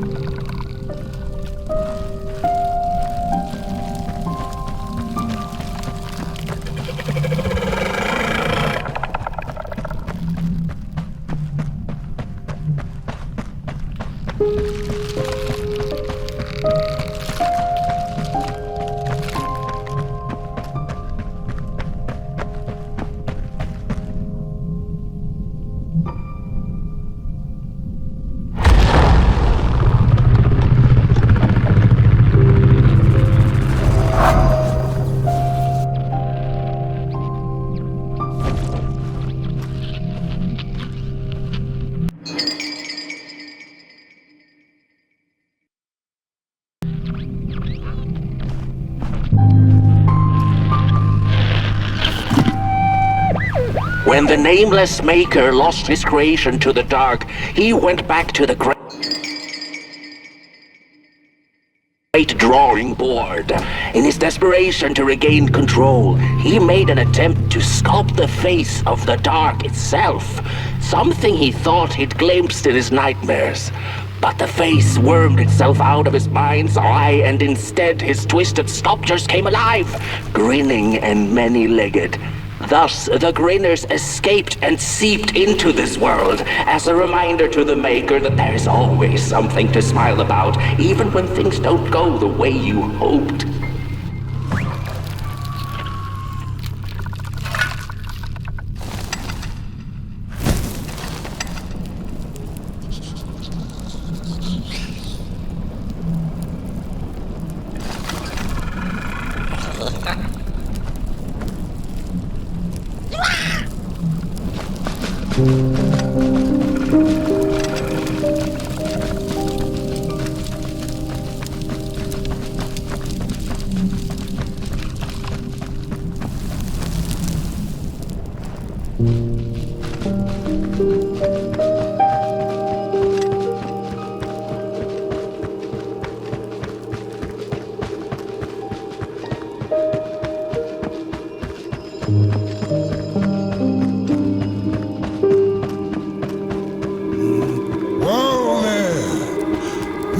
Like you're about to move a mountain. That's what I get for trying to get in the way of a flame and its destination. Let him walk his walk. Ain't nothing gonna stop him now, looks like. Fairly well now, burnt one. You're going to Moon Mountain, and that walk is for you alone. You have a tough decision ahead of you to make, just like the ones who came before. But they're all long gone. In the end, all there's left to follow is your own heart.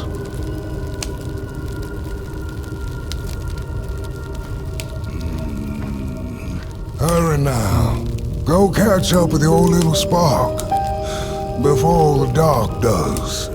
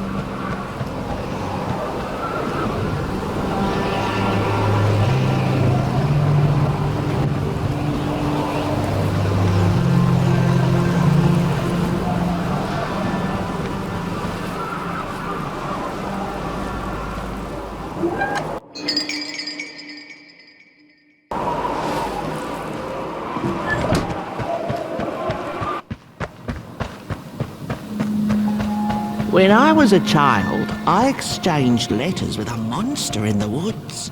We were best pals, and we shared all our secrets with each other. One day, my sister told me that the monster wasn't real, that she'd written me all those letters to play a joke on me. But the joke's on her, because I knew the truth about the monster in the woods, and we exchange letters to this day. Oi! You the caretaker of this little fireball? What were you thinking, letting him run off? Don't you know how precious he is? Oh, yes you are. A real sunbeam. Who took the sun away? We Merkles used to ask until it finally ceased to matter. Night skies like these. Trouble seems so far away, doesn't it? I mean, isn't this just exactly my point? I used to be afraid of the dark.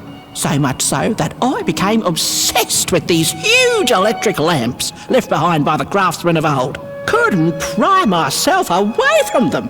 I'd sleep outdoors and under their blinding radiance.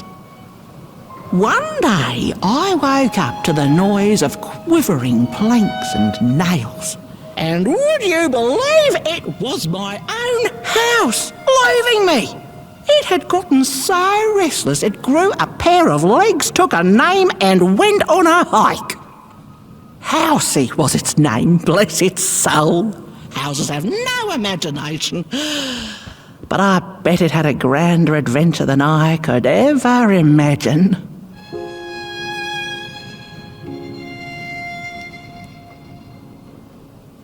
This little flame is your home, burnt one. Keep them nurtured and safe, and you'll always find yourself in the right place. Through the rain, in the dark, and over Moon Mountain. Look at those stars burning like so many candle lights.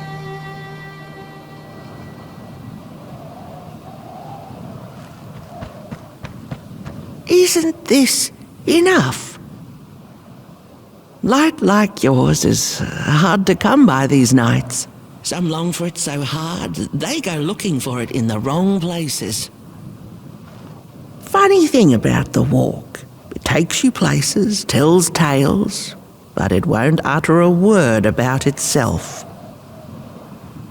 Who took the sun away? Look at those stars burning like so many candle lights.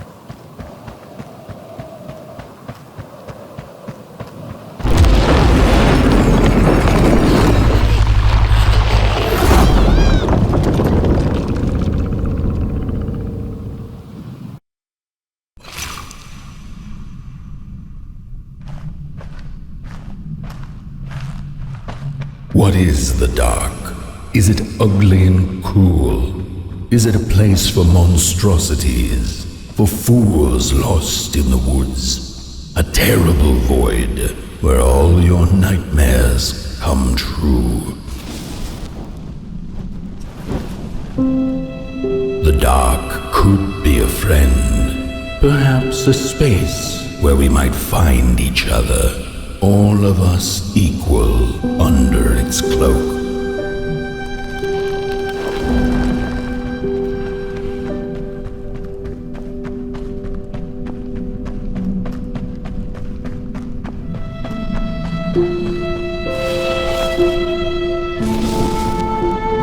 The dark could be an embrace and the release of the old, like taking off a tight shoe, laying bare one's feet and taking a first step onto a new adventure.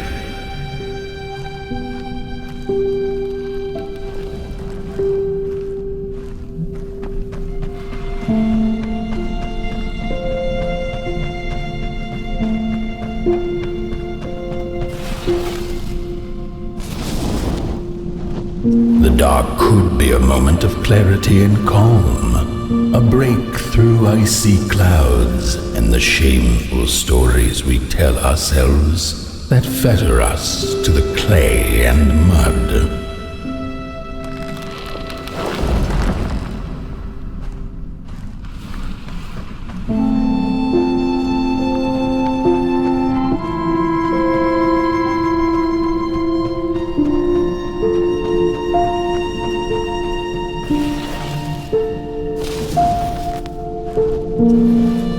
The dark could be the space and time that we need to recover from the death of a dream and the quiet promise of new beginnings waiting on the other side of grief.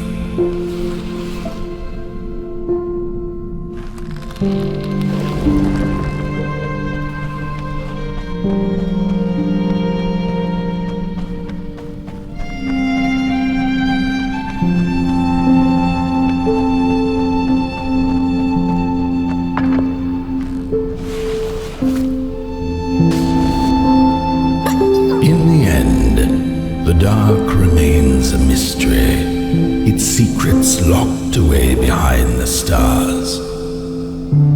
But one can rest assured that it is always there, watching, patiently waiting for us to enter it, with fire in our hearts and with eyes wide open.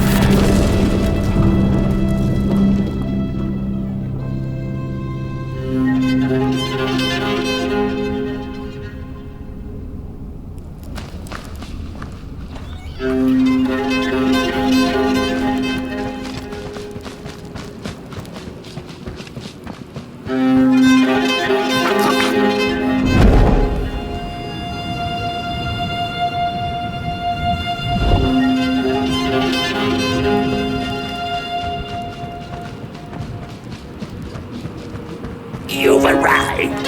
Hark! Your fire is dying, but the last embers will light the final fireplace and send your potboy home. Can you do what you must? Naturally, you must. It is destined, and you will be loved and forgotten. The soothsayers have spoken the last words. It has been an honor to watch your journey to the work table's edge. Now go and burn. Burn.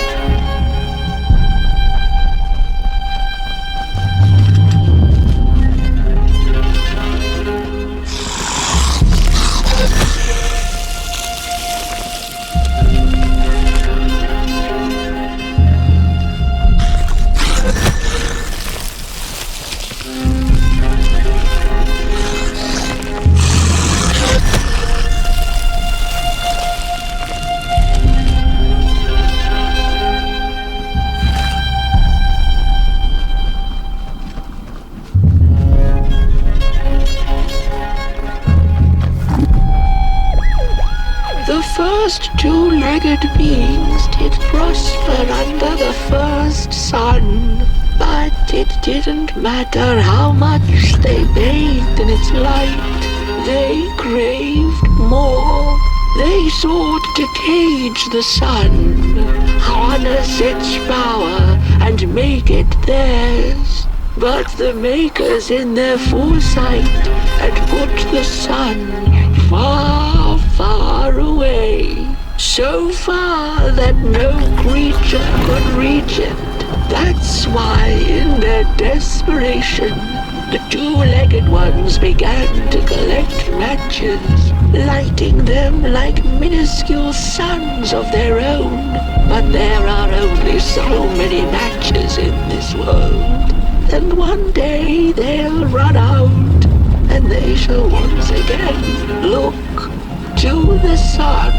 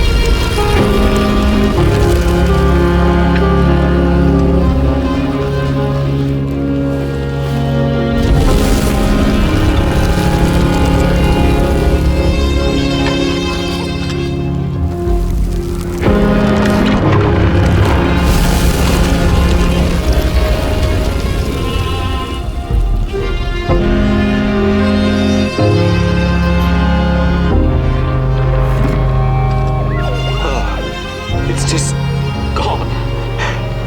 I had this wretched gut feeling like something was up, like something was on the way, a danger I never could have guessed. I figured that's just how I always feel, and my worries seldom come true.